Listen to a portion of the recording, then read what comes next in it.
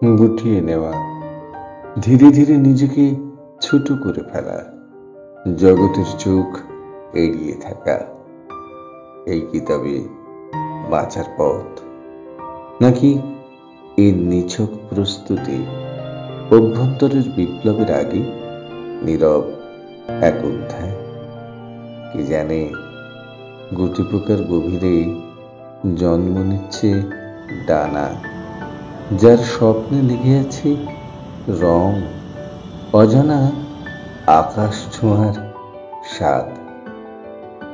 তবু লোকে দেখে কেবল একটা নিঃসঙ্গ স্থির খোলস, আর ভাবে এ এক পরাজয়।